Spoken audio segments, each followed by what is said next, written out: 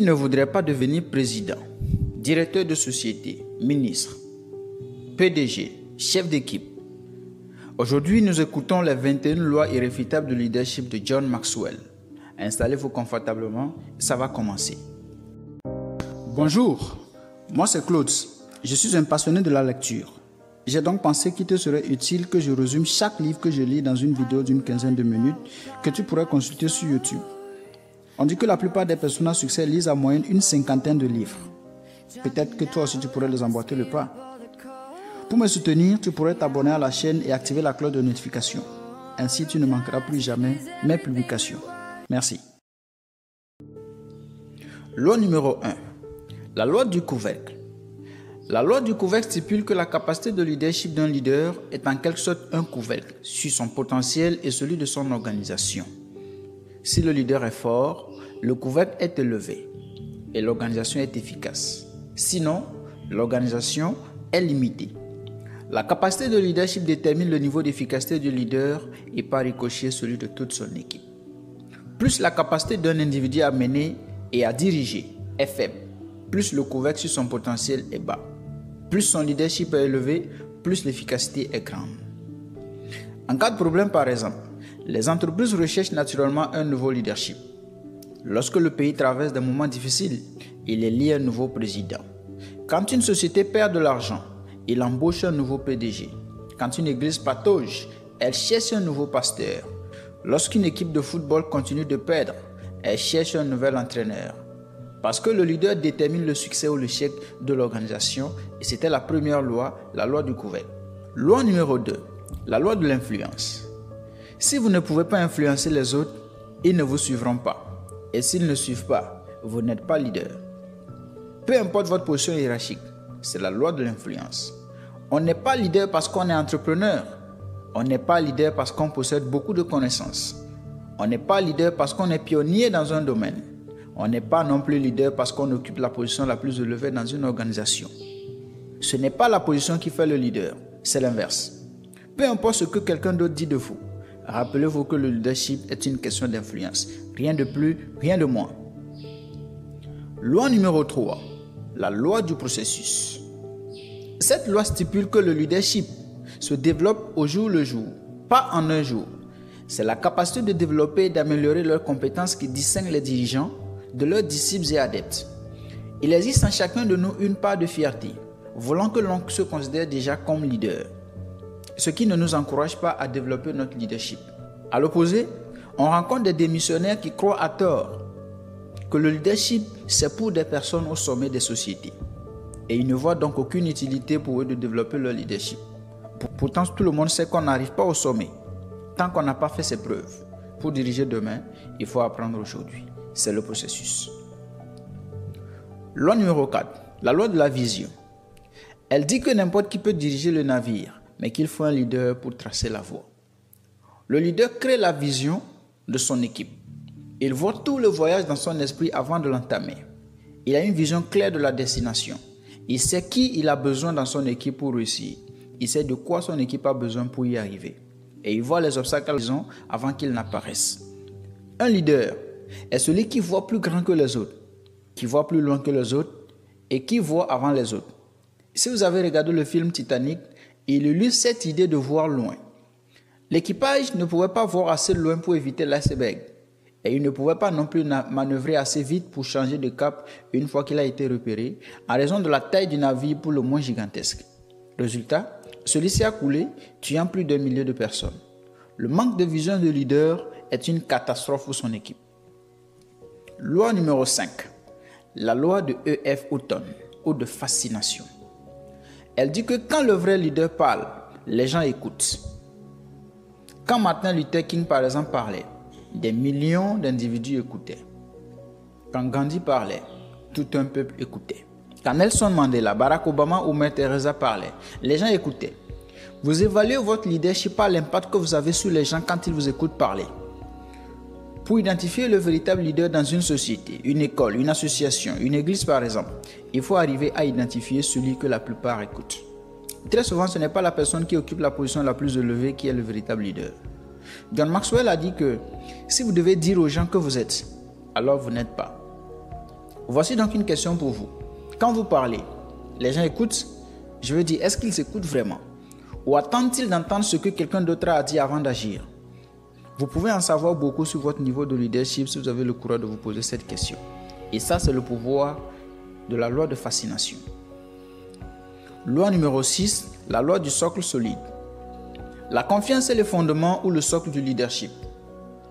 Le leader doit inspirer la confiance à sa communauté, par sa crédibilité, sa sincérité et surtout son caractère.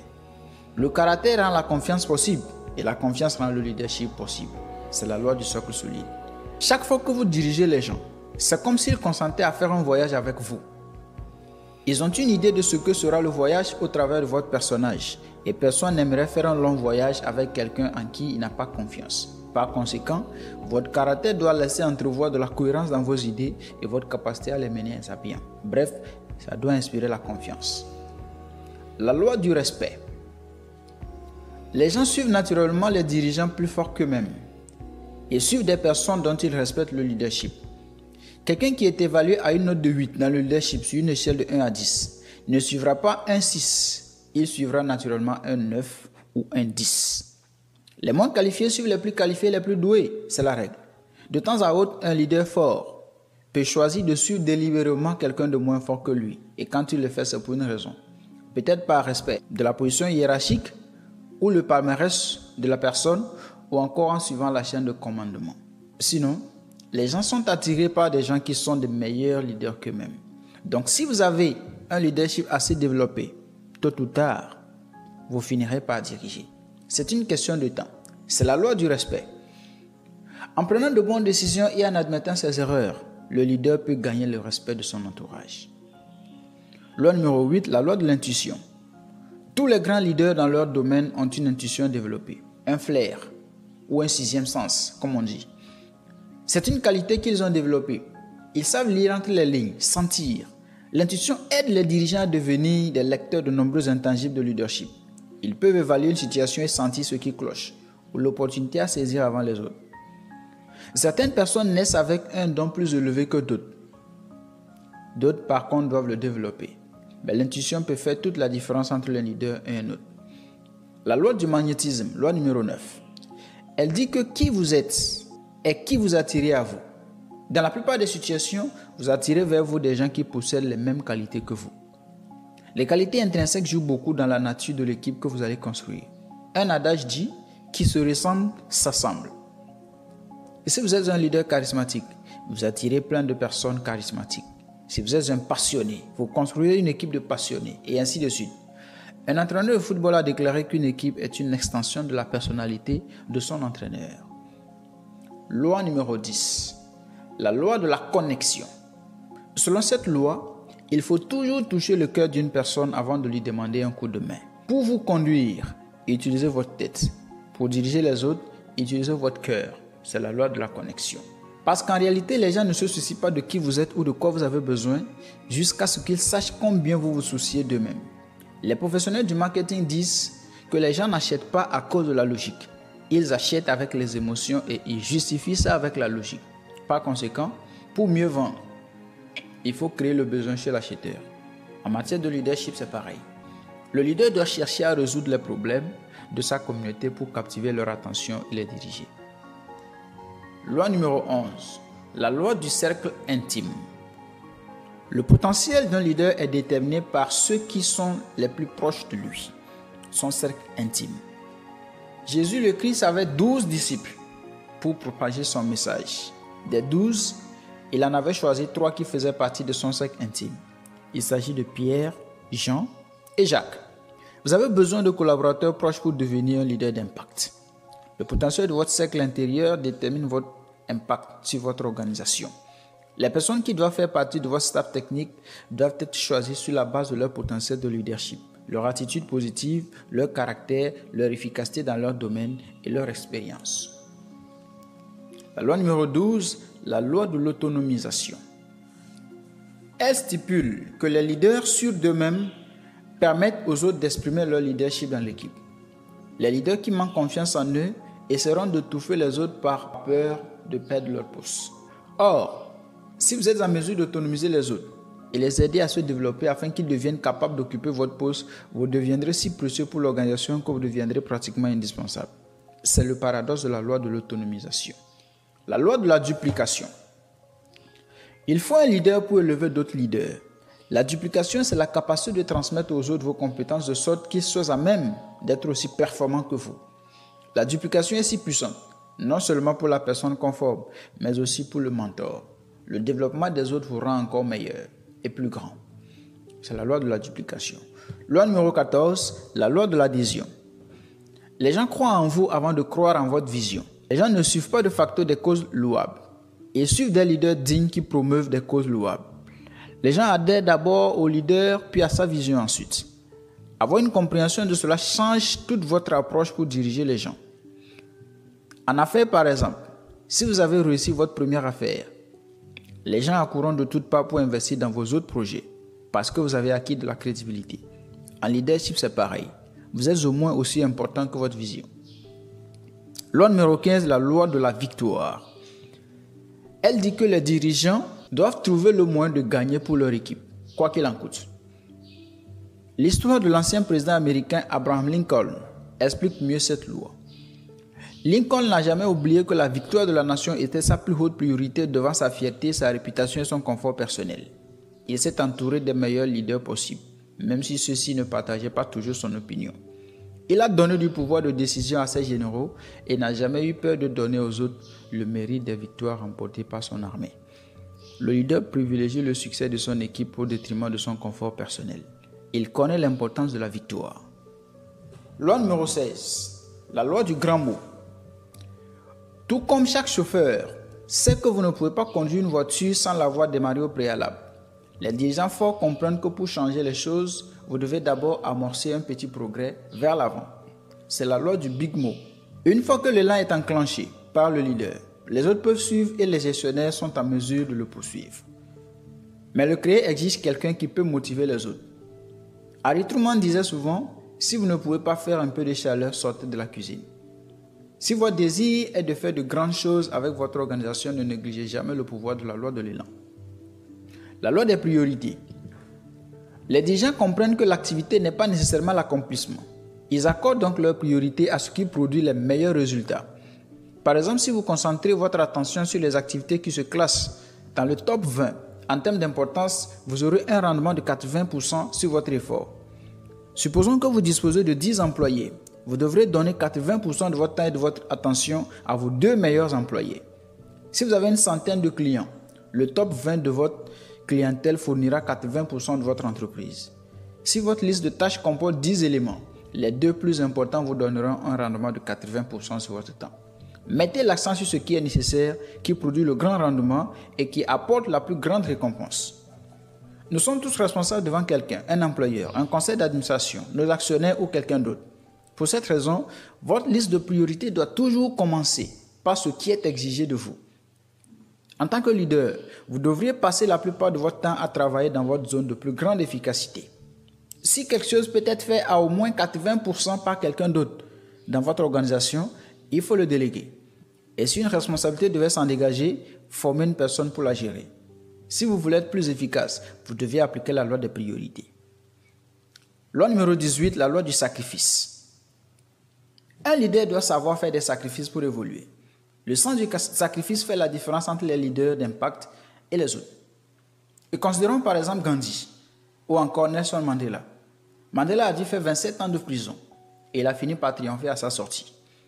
Martin Luther King est allé jusqu'à payer sa propre vie pour sa cause. Bref, vos sacrifices vont toujours être proportionnels à la dimension de votre vision. C'est la vraie nature du leadership. C'est la loi du sacrifice. Loi numéro 19. La loi du timing. Le moment où vous dirigez est aussi important que la vision que vous portez.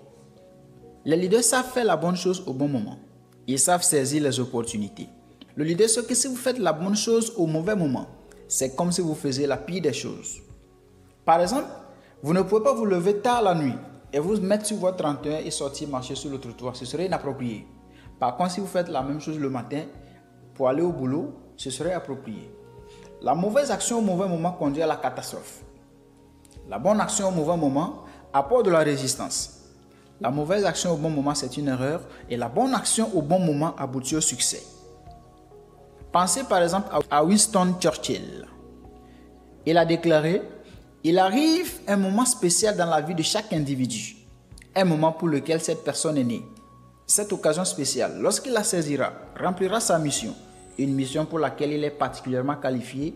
À ce moment-là, il trouvera de la grandeur. C'est son heure de gloire. » Churchill a profité de la débandade de la Deuxième Guerre mondiale pour affirmer son leadership et devenir le premier ministre de la Grande-Bretagne. Le timing est primordial pour passer à l'action, car il peut faire toute la différence. Loi numéro 20, la loi de la croissance explosive. Cette loi utilise un principe dit des mathématiques du leader. Les dirigeants qui recrutent de simples partisans cultivent leur organisation d'une seule personne à la fois. Mais les dirigeants qui développent d'autres dirigeants multiplient leur croissance. Parce que pour chaque leader qu'ils développent, ils reçoivent également tous les disciples de ce dernier. Ajoutez 10 individus à votre organisation et vous avez 10 personnes de plus. Formez 10 leaders dans votre organisation et vous avez le pouvoir de 10 dirigeants fois tous les partisans et dirigeants qu'ils influencent eux aussi. C'est la différence entre l'ajout et la multiplication. Plus vous élevez des leaders, plus la qualité et la quantité des personnes que vous influencez sera grande. La seule façon de connaître un niveau de croissance explosive est de faire les mathématiques du leader. C'est l'incroyable pouvoir de la loi de la croissance explosive. Et enfin, la loi numéro 21, la loi de l'héritage. La valeur durable d'un leader est mesurée par sa succession. Le leadership est l'une des choses que vous ne pouvez pas déléguer. Soit vous l'exercez, soit vous l'abdiquez. La troisième alternative, c'est que vous le transmettez à votre successeur. Une personne se réalise quand il est capable de faire de grandes choses pour lui-même. Il réussit quand il lègue à d'autres la capacité de faire de grandes choses avec lui. Son succès devient significatif quand il forme des leaders pour faire de grandes choses pour lui. Mais il ne crée un héritage que lorsqu'il met son organisation en position de faire de grandes choses sans lui. Lorsque tout est dit et fait, votre capacité en tant que leader ne sera plus évaluée parce que vous avez réellement réalisé personnellement, ou même parce que votre équipe a accompli pendant votre mandat. Vous serez jugé par la façon dont votre personnel et votre organisation font les choses après votre départ. C'est la loi de l'héritage. C'était les 21 lois irréfutables du succès de John Maxwell. Les lois sont immuables, vous pouvez les constater, mais il n'y a rien que vous puissiez faire pour les changer. La seule chose à faire, c'est de chercher à les connaître et à les appliquer si vous aspirez à devenir un leader dans votre domaine. J'ai été ravi de faire cette vidéo. J'espère qu'elle vous aura plu. Si c'est le cas, abonnez-vous si ce n'est déjà fait, likez la vidéo et on se voit à la prochaine.